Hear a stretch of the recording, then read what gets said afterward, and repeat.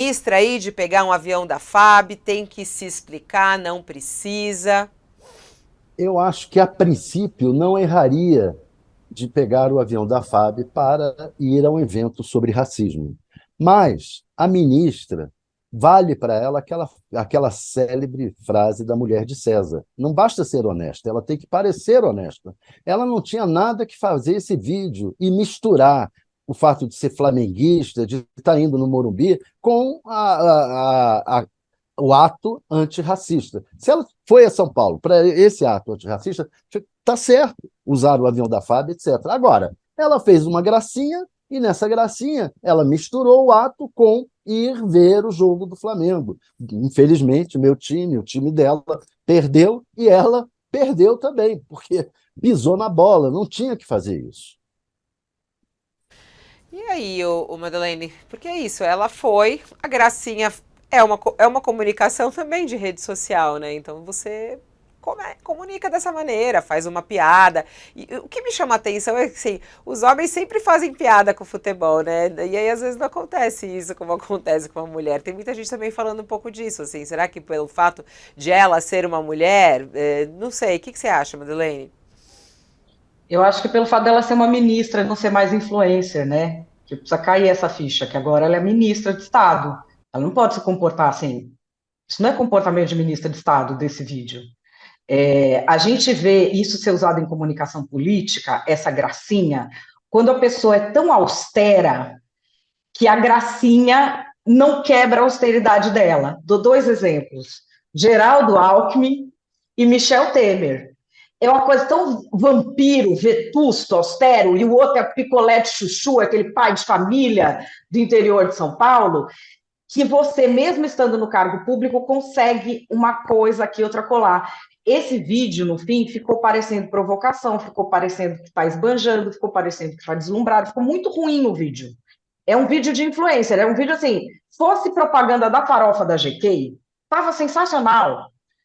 Acontece que ela estava indo lá para o negócio de combate ao racismo, que ela falou que começou esse ano, começou ano passado, que é aquela campanha da CBF com o Gilberto Gil, lembra? É um negócio que já começou faz tempo. Por que, que foi assinar o protocolo justo no dia do jogo do time dela, final da Copa do Brasil, no lugar que tem o jogo? Quem já foi funcionário público sabe bem como é que funciona. Eu já fui, Fabíola. Eu lembro que a gente ia com autorização de viagem, o ministro Gilmar Mendes falava assim: evento em Salvador e Fortaleza é toda semana. Para Palmas, ninguém quer ir. Para onde está precisando, interior do Piauí, vocês não querem ir. Tá na cara que é isso. Por que precisava ser no dia do jogo? E é com a tal história do avião da FAB que o PT não passou os 4 anos do governo Bolsonaro apontando o dedo na cara de todo deslumbrado que fazia um videozinho no avião da FAB? Passou e com razão. Aí agora vai o do PT fazer igual? Muito ruim, muito ruim. Mediu errado ali a comunicação. É uma ministra que já, vamos dizer, aquela indicação dela para o governo, para o conselho do BNDES já não caiu bem, né? Já não caiu bem. Ela tem um capital, vamos dizer, emocional para queimar, mas não precisa queimar tudo sem precisar, né? Não tem nenhuma ação com que ela está queimando esse capital que ela tem de boa fama. Ela está queimando esse capital para quê? Para fazer graça, né? Em rede social? Ela postou, ela ainda não respondeu a essas críticas, porque agora ela está entre os assuntos mais falados das redes sociais, né? Por conta do uso do avião. Ainda não respondeu sobre isso. Ontem, no final da partida, ela publicou aqui, ela assinando esse protocolo de intenções. Ela escreveu que hoje, no final da Copa do Brasil, assinei o protocolo de intenções para a realização de uma agenda de promoção da igualdade racial e do combate ao racismo entre o Ministério da Igualdade Racial, dos Esportes e a CBF. E aqui está a imagem, é o ministro Silvio Almeida aqui também. Ah, não é não, não é. É o Fufuca, é o Silvio Almeida mesmo, né? É o Silvio Almeida, que o Silvio Almeida tá sempre de terno, a gente nem reconhece. É o ministro Silvio Almeida mesmo. O Fufuca, o ministro do esporte, também foi. E a gente não sabe se os outros usaram o avião da FAB, ninguém divulgou. Ela divulgou, né? E ela estava mostrando ali que estava realmente usando para cumprir essa agenda com os outros ministros e com a CBF. Tá aí. Não sei se ela vai fazer uma retratação. Você acha que deve, ô Thales? Deve explicar? Deve. Eu acho que meio que não vai ter jeito, Uhum. entendeu? A explicação é a explicação que ela já deu, o ato em si de combate ao racismo. Ela viajou por causa desse ato. Tudo bem que fosse a viagem por causa desse ato, não tem problema nenhum viajar por um ato desses. Agora, ela não podia ter feito essa gracinha, essa brincadeirinha. Ela é uma ministra de Estado, tem que parecer, além de ser honesta, tem que parecer honesta. Não pode dizer que está indo lá para ver o jogo. Se ela disse isso, vai sofrer as reações a esse tipo de declaração que ela fez, dessa gracinha que ela fez. Eu acho que não tem como ajeitar isso. Isso daí vai ficar mal, vai ficar inscrito lá no currículo, não adianta falar nada. Quanto mais esquecer, melhor essa burrice que fez. O que você acha dessa ideia do presidente, do novo presidente, né, do futuro presidente do Supremo Tribunal Federal, Barroso? Ele tem um desafio enorme, né, Fabiola, porque a crise de imagem do STF ela nunca teve nesse ponto. O problema do STF era não ser conhecido, aí depois ele começa a se tornar conhecido. Eu lembro que em 2008 teve uma pesquisa da GV, o pessoal gostava do STF muito, ele só perdia em popularidade para o Tribunal de Pequenas Causas, que é o tribunal que resolvia mais até naquela época do que agora, porque ele ficou muito lotado, né? Então, ele tem uma questão de popularidade, porque o papel do STF, na cabeça das pessoas, está politizado. Ele tem contra ele essa fala que ele fez na Uni. Eu não acho que é coisa de ministro do Supremo aparecer em movimento estudantil em manga de camisa. Foi um erro dele ter ido. Não acho um erro a fala, eu acho ter ido. Não se pode ver um ministro do Supremo assim, porque dá a impressão de que ele é partidário. Ele teve falas que dificultam, vamos dizer, a imagem dele. Mas ele é uma pessoa muito hábil, Fabiola. Essa questão dos advogados, ele foi uma pessoa que brilhou para o Brasil atuando como advogado no Supremo Tribunal Federal em vários casos diferentes. Acho normal, natural que ele atenda os advogados, é uma reivindicação de que a justiça está se agigantando demais sobre outros poderes, e temperar as coisas dessa forma é bom. E isso que o Thales disse, que ele está tentando de ser o algodão entre os cristais, ele conseguir executar, é muito bom para a democracia. É muito bom para a democracia. Porque todo movimento de revolta popular, ele explode quando as pessoas se revoltam contra o judiciário. Você veja a Revolução Francesa começou assim, já estava tudo apodrecido. Quando o judiciário começa a ser uma coisa que incomoda as pessoas não se conformam, porque a gente, na nossa cabeça, a gente espera demais do judiciário. A gente espera que seja ponderado, que seja correto. E aqui no Brasil, principalmente, em que a política é esse lamaçal moral, a gente espera que o judiciário coloque essa gente no lugar. Então, as pessoas até se revoltam com o presidente, até se revoltam com o Congresso, com os governadores, mas na cabeça das pessoas, político é essa lama mesmo.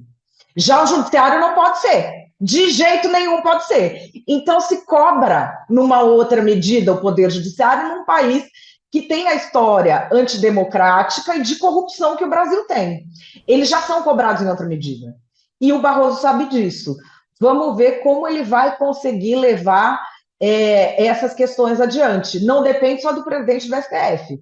A gente tem a ministra Rosa Weber saindo. A ministra Rosa Weber é uma das pessoas na magistratura nacional que se comporta com maior discrição, com maior respeito à liturgia do cargo dela. Você não pode dizer um A de Rosa Weber, até quem não gosta do voto da Rosa Weber elogia o comportamento. E mesmo assim, na gestão dela, o Supremo acabou sendo enredado para a política. É uma questão de vontade, mas também de sorte, né? É. Agora, uma das tarefas dele é colocar aí para ser julgada a questão do aborto, né?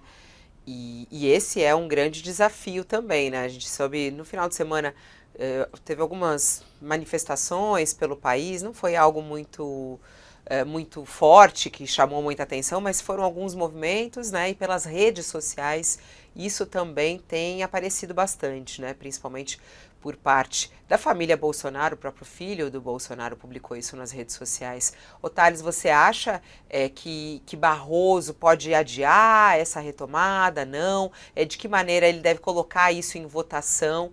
E isso pode Pois trazer é, algum impacto, como a Madalena estava falando sobre até a imagem do Supremo. a, a, a Carolina Brides publicou uma bela coluna hoje, falando que o Barroso assume o comando do STF com esse dilema: pautar ou não o aborto, a questão do aborto, e a questão das drogas, da liberação da, das drogas e do uso das drogas em alguma medida. E eu perguntei exatamente isso, li a coluna da Carolina e perguntei ao Barroso exatamente isso. Ele não respondeu, ele não quis responder, porque são temas que realmente são polêmicos e que ele vai conversar ainda com os ministros para ver se há espaço ou não para pautar isso aí. Então foi isso, eu acho que ele, na verdade, se fosse por ele, ele já enfrentava essas questões. Mas tem que ver como é que está o colegiado em relação a esses temas e se há condições para isso. Eu acho que vai acabar sendo pautado, mas vai ter que ser ainda trabalhado internamente e ver se tem voto ou não, porque não se conhece ainda. E a Carolina levantou isso na coluna dela. Qual é o Supremo? A maioria agora é conservadora com a entrada do Nunes Marques, do André Mendonça e do Zanini. É conservadora ou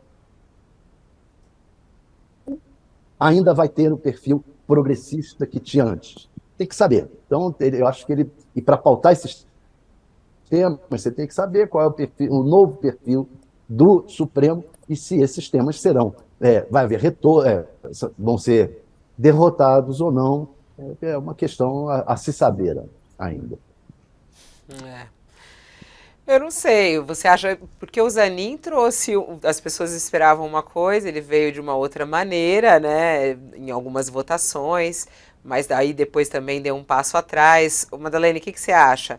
O Supremo vai seguir Rosa Weber ou não? O Supremo tem que fazer uma escolha. Ou ele quer ser o algodão entre os cristais e apaziguar as instituições, ou o Supremo passa a legislar sobre tudo que a população majoritariamente é contra, ele fica a favor, o que a população é majoritariamente a favor, ele fica contra. A questão do aborto, você tem 79% das pessoas contra no Brasil. E a gente já tem perigos de retrocesso em outras legislações, porque é um pêndulo.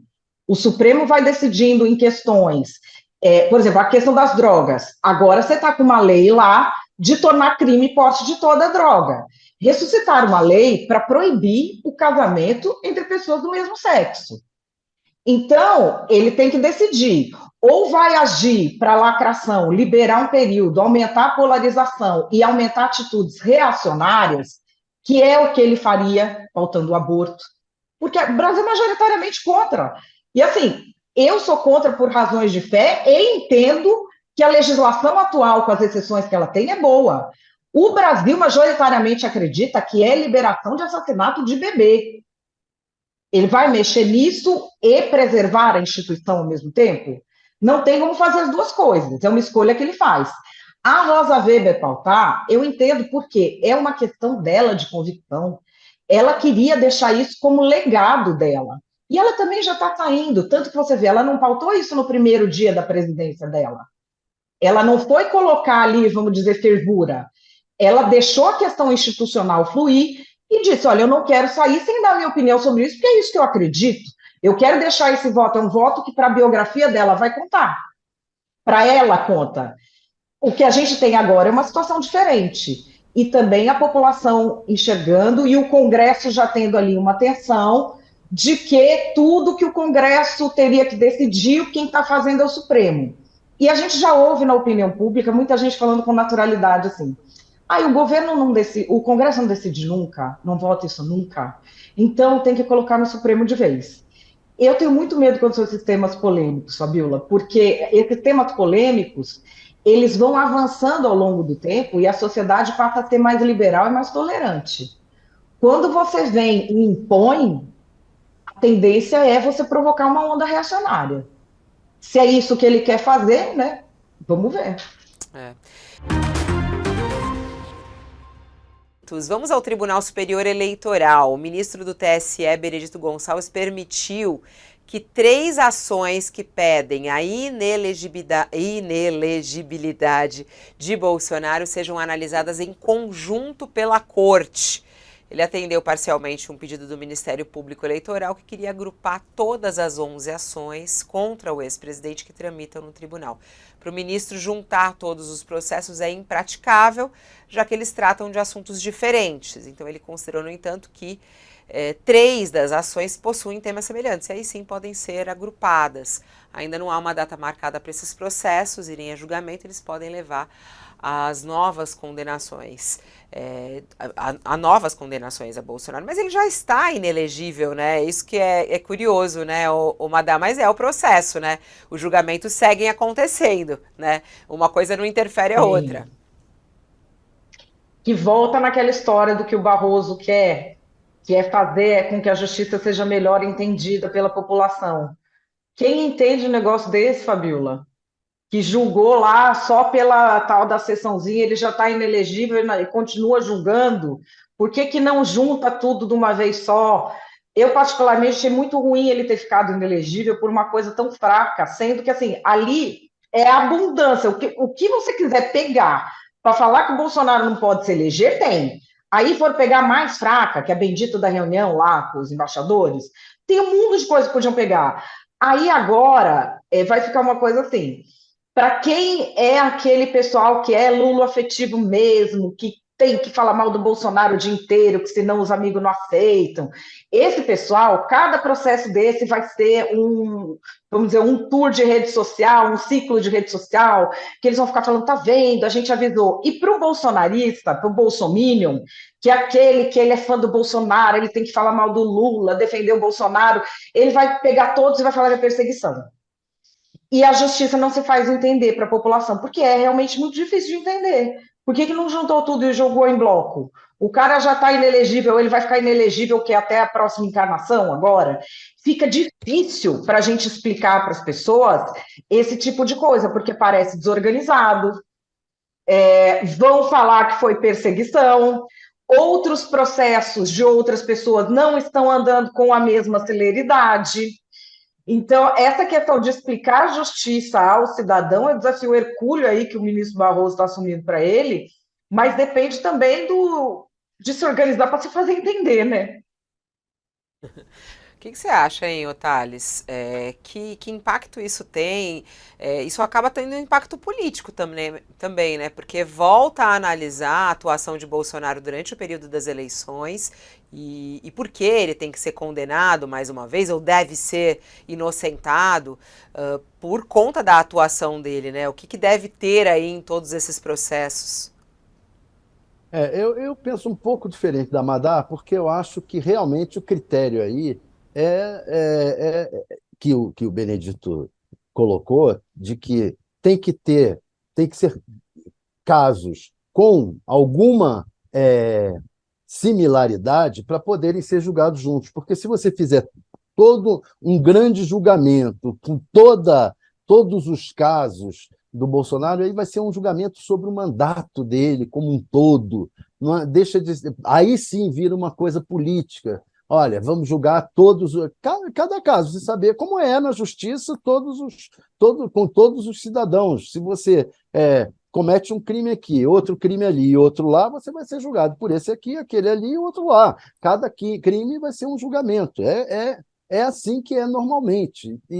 E é mais fácil, no meu entender, é mais fácil você explicar isso do que você explicar, não, vou juntar todas as possibilidades de crime do Bolsonaro e julgar tudo junto, porque tem caso que é diferente do outro. Então, eu vou absolvo por esse, condeno por esse.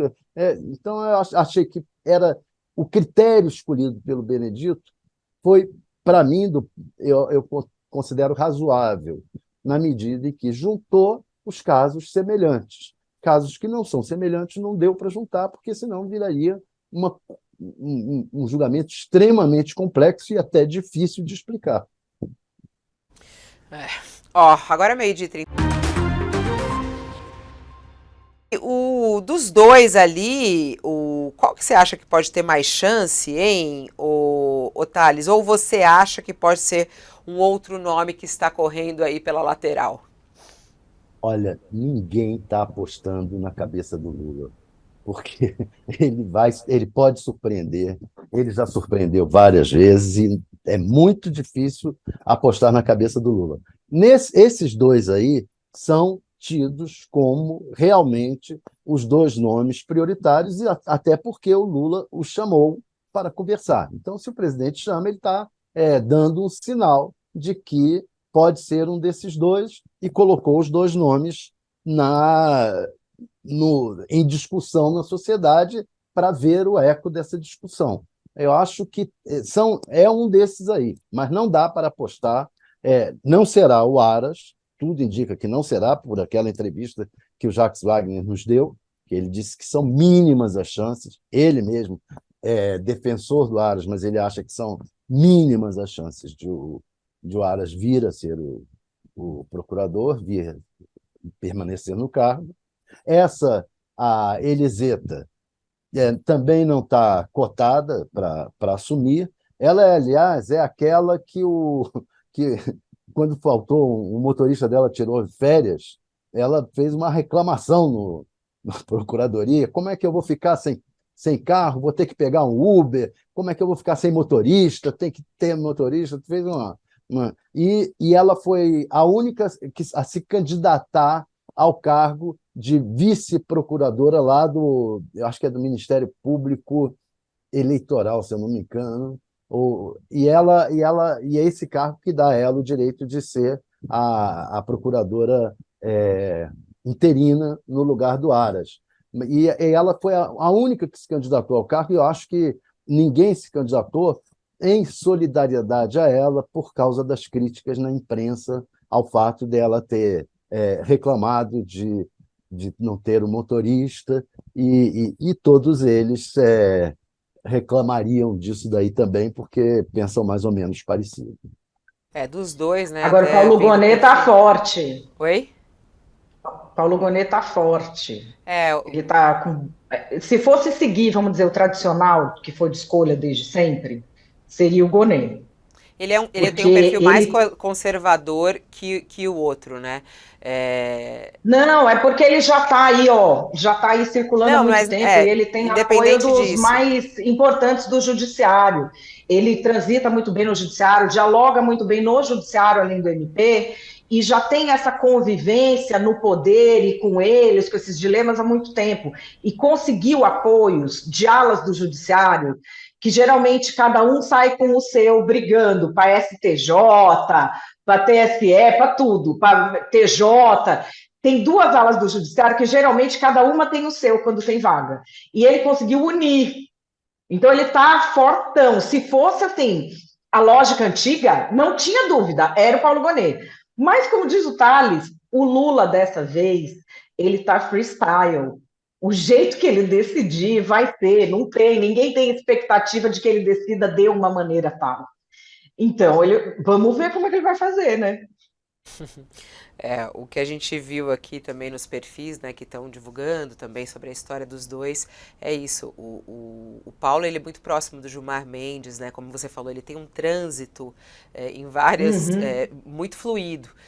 Mas o perfil dele é um perfil também um pouco mais conservador, não traria também uma linha muito diferente da do Aras nesse sentido, né? E já o Bigonha não, um pouco mais progressista e agrada um pouco mais essa ala mais à esquerda e tudo mais. Enfim, vamos ver se vai ficar entre esses dois, mas eu acho que a maior aposta é o que a Madá está falando aí também, vai ser o Gonet. Vamos aguardar, né? Vamos aguardar. Falando em julgamento...